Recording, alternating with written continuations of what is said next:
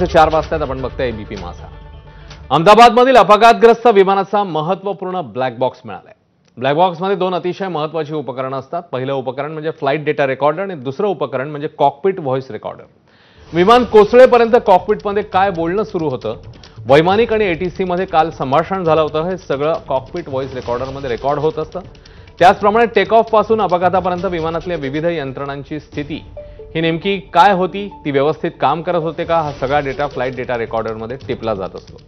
अपघात नेमका का झाला हे या दोन गोष्टींमधून कळू शकेल अशी तपास यंत्रणांना अपेक्षा आहे।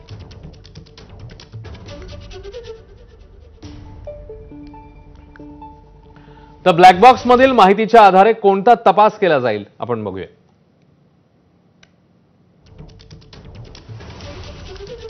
विमानाच्या इंजिन ब्लेडचं तापमान किती होतं, विमान जमिनीवर आदळण्याआधी इंजिन बंद की नंतर याची माहिती कळेल। विमानाने टेक ऑफ घेतल्यावर एटीसीशी संपर्काबाबत माहिती देखील समोर येऊ शकेल। याशिवाय अपघाताआधी एटीसीला कोणता संदेश पाठवण्यात आला, त्यावर एटीसीचं उत्तर काय होतं,